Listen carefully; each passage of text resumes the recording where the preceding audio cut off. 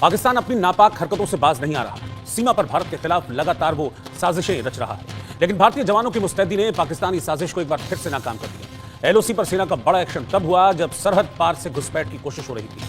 पाकिस्तान की border action team के साथ घुसपैठिए भारत में दाखिल होने की फिराक में थे, लेकिन सेना ने एलओसी पर ही 7 पाकिस्तानी घुसपैठियों को ढेर कर दिया। उससे वो चीजें तो नहीं होगी, वो तो फायर फाइटिंग करेंगे। So he is giving a message to the military. सो ये मैसेज जारी बात है, लेकिन लार्जली जिस चीज की बात है वो यही है कि जी पाकिस्तान जो है ना वो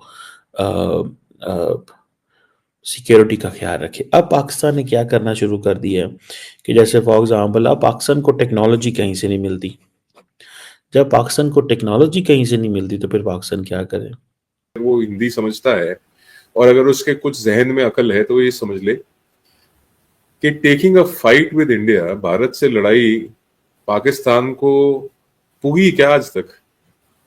पाकिस्तान खुद कहां खड़ा है?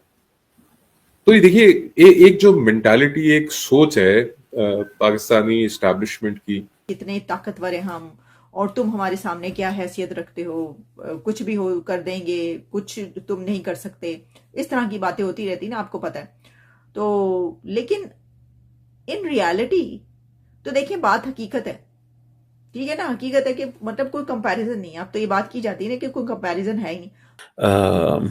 और वो अब वो कह रहे हैं कि अब गलती नहीं होगी और वो मिलिटेंट की जो वेव है वो ख़त्म हो गई है, ठीक है। तो इस तरह की चीज़ें जो है वो है, वो ये है कि पाकिस्तान को दोनों तीनों तरफ से मार पड़ रही है। और अगर आप कायदे की बात करें तो अफगानिस्तान की तरफ से मार पड़ रही है, आपको बलूचिस्तान की तरफ से मार पड़ रही है। और मैं ईरान नहीं बोल रहा हूँ, पर्पसली नहीं बोल रहा हूँ, बिकॉज मैं बलूचिस्तान बोल रहा हूँ। जय हिंद दोस्तों, आज काफी महत्वपूर्ण दिन है। आज दिल्ली भारत की राजधानी में सीएम पद का रिजल्ट आने वाला है। चाहे केजरीवाल जी जीते, चाहे भारतीय जनता पार्टी जीते, राहुल गांधी जी का चांस लगभग ना के बराबर ही है, तो उनको मैं इसलिए इस लिस्ट में नहीं शामिल कर रहा हूँ। खैर, खबर ये है जो बड़ी कि भारतीय सेना ने 7 पाकिस्तानी घुसपैठियों को भारत में घुसने से पहले ही न्यूट्रलाइज कर दिया और 72 उरों के पास डिलीवर कर दिया। अब पता नहीं 72 उरे मिलेंगे, 75 उरे मिलेंगे, ये तो भाई मदरसा एक्सपर्ट ही बता पाएंगे, लेकिन भेज दिया भारतीय से। आप दोस्तों देखिए, हम देश में बैठ के, राजधानी में बैठ के या देश के कोने में बैठ के बहस कर रहे हैं कि मोदी जी देश के खिलाफ हैं, देश को बर्बाद कर दिया, उधर ये देश के खिलाफ है, वो देश के खिलाफ है, वो साजिश कर रहा है। उधर जो है असली जो भारत के जवान है, जो भारत के रक्षक हैं, वो बिना कुछ सुने देश की रक्षा में लगे पड़े। आज अगर ये 7 आतंकवादी घुस जाते तो ये कितनी बड़ी तबाही मचा सकते थे, आपको अंदाजा नहीं। किसी भी परिवार का सदस्य पर ये हमला कर सकते थे। तो बहुत बहुत बधाई के पात्र हैं हमारे भारत के वो जवान जिन्होंने इनको न्यूट्रलाइज की, जिन्होंने 72 उरों के पास भेजा। इस पर कोई बात नहीं करेगा, लेकिन अभी कह लो मुस्लिम की असुरक्षा है भारत में, इस पर बात करने के लिए 20 लोग आ जाएंगे। इस पर कोई भारतीय सेना की तारीफ करता हुआ न्यूज चैनल पे कोई दिखेगा ही नहीं। यही तो देश की विडंबना है भाई, क्या ही कहें। पाकिस्तान तो मतलब पाकिस्तान कान मेक इट्स वे। पाकिस्तान तो अपना रास्ता नहीं बना सकता, ठीक है जी, उसको पाकिस्तान के लिए मुश्किल हो जाए। अब माजरा चाहता हूँ, इन चीज़ों के ऊपर हो रहा है इंटेलिजेंस शेयरिंग, ठीक है, बॉर्डर सिक्योरिटी। अब जो इंटेलिजेंस शेयरिंग है ना, ये इम्पॉर्टेंट है। मैं आपको बात बताऊँ, इंटेलिजेंस शेयरिंग ये ज़रूरी इसलिए ज़रूरी है कि हमने चाइना जैसा मुल्क जिससे हमारे साथ इकोनॉमिक पार्टनरशिप शुरू की, हमने उसके साथ भी अपने मामलात को सिक्योरिटी में ले आए हैं। सो करना हमने कारोबार था, करना हमने कारोबार था, और कर हम क्या रहे हैं, सिक्योरिटी सिक्योर। सो ये चीज़ तो नज़र आ गई कि हम एक तरफ है कि हम बात करें जी, हाँ जी, कि सिक्योरिटी तो एक हर मुल्क के लिए मसला है। इंडिया के अंदर तो उनको ये फेस नहीं करना पड़ता। अब बातें बन रही हैं जी, जॉइंट वर्किंग ग्रुप बनेंगे। जो जॉइंट वर्किंग ग्रुप है, Beijing police, Islamabad police, collaboration होगी, ये होगा, वो होगा, लॉ इन्फोर्समेंट की कैपेबिलिटीज इन्हेंस की जाएगी। वो अंदर आना चाहते हैं, और वो अंदर इसलिए आना चाहते हैं बिकॉज उनको पता है कि अगर हम अंदर नहीं जाते तो we won't be in a position to understand कि हो क्या रहा है। सो बट पाकिस्तान डरता है इफ द चाइनीज सिक्योरिटी कंपनियां यहाँ आती हैं तो it means it could be the Chinese military. If it is Chinese military then बात ही खत्म हो गई. सिक्योरिटी कंपनियों ने कहना ये चाइनीज जो है ये, आप आज बताएं कि चाइनीज सिक्योरिटी कंपनियां पाकिस्तान के अंदर आ गई हैं, ठीक है जी, तो एक ही बात सामने आनी है, वो क्या, उन्होंने कहना है जी ये सिक्योरिटी कंपनी नहीं है, ये चाइनीज फौज के लोग हैं. किसने मानना है? किसी ने नहीं मानना. ये किसी ने भी नहीं मानना कि ये ऐसे है. सब ने कहना ये फौज के लोग हैं, ये वो सिक्योरिटी के लोग नहीं है. तो बात तो खत्म हो गई.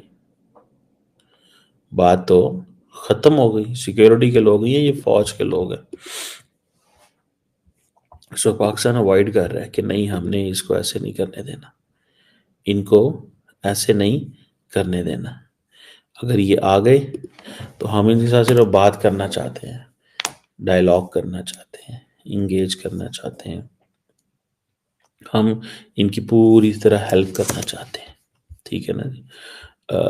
हम चाइनीज को सिक्योर करेंगे, उनको टेक केयर करेंगे, सब कुछ करेंगे, ठीक है ना. वो हिंदी समझता है और अगर उसके कुछ जहन में अकल है तो ये समझ ले कि taking a fight with India, Bharat से लड़ाई पाकिस्तान को पुगी क्या आज तक? पाकिस्तान खुद कहां खड़ा है? तो ये देखिए एक जो मेंटालिटी, एक सोच है पाकिस्तानी एस्टैब्लिशमेंट की, से मार पड़ रही. और भारत के साथ तो बहुत लंबे समय से भारत और पाकिस्तान के बीच में तनातनी और तनाव का जो एनवायरनमेंट है वो है, and that is largely because of Pakistan. अब पाकिस्तान ने सोचा कि यार क्यों ना हम भारत को भी, जिस तरीके से हम सैंडविच हुए हैं अफगानिस्तान, भारत और बलूचिस्तान के बीच में, क्यों ना हम भी एक सिचुएशन क्रिएट करें भारत के लिए जहां हम ईस्ट में बांग्लादेश और वेस्ट में पाकिस्तान, हम इंडिया को सैंडविच करें. अब आप देखिए, ये समझिए कि भारत इतना लार्ज, इतना वास्ट है, इतना बड़ा है भारत, कि भारत को सैंडविच करना इनके बस की बात नहीं है, इनके बस का रोग नहीं है, ठीक है. और बांग्लादेश की जो बॉनहोमी है पाकिस्तान के साथ, वो इंडस्ट्रियल एस्पेक्ट में, इकोनॉमिक एस्पेक्ट में, और जो पीपल टू पीपल टाइज हैं उस एस्पेक्ट में कहां तक लास्ट करेंगी, वो देखने की बात है. इट इज एन एक्सपेरिमेंट जो बांग्लादेशी रिजीम और पाकिस्तानी एस्टैब्लिशमेंट कर रही है, and I can assure you it will fail. This experiment will fail, और बहुत दिन चलेगा भी नहीं है, क्योंकि बांग्लादेश खुद भी पिटना, अभी इंडिया इज नॉट टेकिंग. देखिए, मैं कल भी एक चैनल पे बैठा हुआ था आदि अचिंत के साथ, डेफ टॉक्स पे, मैंने कहा था कि अभी ना we are not interested in picking fights, और अगर लड़ाई उठानी भी होगी ना तो हम उसके साथ लड़ाई उठाएंगे जिसके साथ हमारी कोई बराबरी हो. बांग्लादेश को कुचलने में हफ्ता 10 दिन लगेंगे, दैट इज अबाउट इट. और उसके बाद जितना रोना गाना, चीखना चिल्लाना पाकिस्तान करना चाहे कर सकता है, but they will not be able to do anything. और मैं आपको बता देता हूं एक बड़ा, क्या दोस्तों, भारतीय सेना हमेशा ही ऐसी लगी रहती है, ठीक है. लोग सेना पे भी सवाल खड़े कर देते हैं.